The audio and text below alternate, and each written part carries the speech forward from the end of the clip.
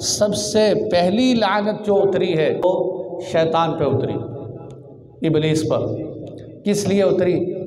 آپ حضرات سنتے رہتے ہیں کہ اللہ تعالیٰ نے فرمایا آدم علیہ السلام کو سجدہ کر دو، اس نے کہا جی میں سجدہ نہیں کرتا، الا ابلیس ابا واستکبر وکان من الکافرین، سجدہ کرنے سے انکار کیا۔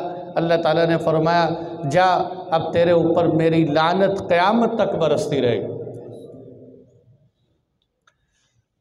اب یہاں سوچنے کی بات ہے کہ وہ ابلیس، یہ بات میں کر رہا ہوں ذرا تھوڑی سخت بات ہے، برداشت کیجئے گا اس کو، وہ ابلیس کہ جس کو اللہ یہ حکم دے کہ تو آدم کو سجدہ کر اور وہ سجدے سے انکار کرے تو اللہ اس پر قیامت تک لعنت برسائیں، اور جس بندے کو اللہ یہ حکم دے کہ تو مجھے سجدہ کر پھر بھی وہ اللہ کو سجدہ نہ کرے، وہ کیا ہوگا؟ یہ غور کرنے کی بات ہے۔ اسی لیے امام احمد بن حنبل رحمۃ اللہ علیہ، یہ جو سعودیہ جتنے ہیں نا، یہ سعودیہ کے اندر جتنی فقہ چلتی ہے یہ حنابلہ ہے، احمد بن حنبل کی فقہ چلتی ہے۔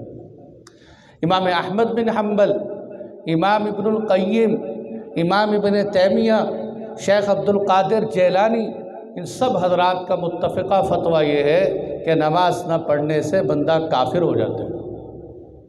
ان حضرات کا متفقہ فتویٰ یہ، اس لیے بلکہ میں حیران ہوا کہ میں نے دیکھا کہ ایک آدمی سعودی مفتی سے مسئلہ پوچھ رہے ہیں، اس کو یہ کہہ رہے کہ میں اپنے ابا کی طرف سے حج بدل کر سکتا ہوں کہ نہیں؟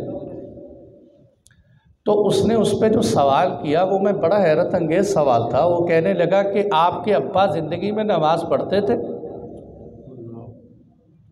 میں نے کہا حج بدل کا اس سے کیا تعلق؟ پھر سمجھ میں آیا وہ دراصل حنابلہ کے ہاں مسلمان ہونے کے لیے نماز پڑھنا شرط ہے، اور جس کا ابا زندگی میں نماز نہیں پڑھتا تھا انہی کے مذہب کے موافق وہ تو مسلمان نہیں، اور جو مسلمان نہیں اس کے حج بدل کی ضرورت نہیں۔ یہ میں ان کی بات کہہ رہا ہوں، اپنی بات تو بھی کہوں۔ اس لیے آپ دیکھیں گے کہ عرب بڑے سے بڑا گناہ گار ہوگا، ان کی بچیاں بڑی سے بڑی ماڈرن ہوں گی پر نماز نہیں چھوڑیں گی، جہاں موقع ملے گا نماز پڑھیں گے، کہ نماز ان کے ہاں ضروری، سنتیں چھوڑ دیں گے، وتر چھوڑ دیں گے، اور بڑی ساری جو ہے چاشت کے نوافل ہو سکتا ہے نہ پڑھے، اوابین کے نفل ہو سکتا ہے نہ پڑھے، لیکن فرض نماز نہیں چھوڑتے۔ اور ہمارے ہاں جب جوش آئے تو چاشت بھی، اوابین بھی، صلاۃ التسبیح بھی، سنتیں بھی، تہجد کے نوافل بھی، اور جب ٹھنڈے ہو جائیں تو فرض بھی، پھر سب کچھ چھوٹ جاتا ہے۔ اور جب جوش پہ آئیں تو پھر اخیر ہو جاتی ہے۔ اصل بات یہ ہے میرے دوستو، اعتدال اللہ کو پسند، اعتدال پسند۔ ایک دن تو تسبیح کی 2000 مرتبہ درود شریف پڑھ دیے، اگلے دن 100 بھی نہیں پڑھا، 50 بھی نہیں پڑھا، اس لیے اعتدال۔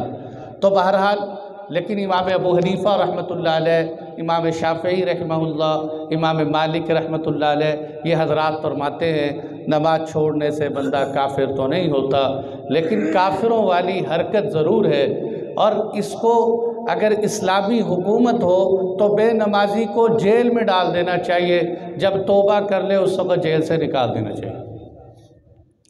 اتنا فتویٰ تو امام ابو حنیفہ رحمۃ اللہ علیہ کا بھی۔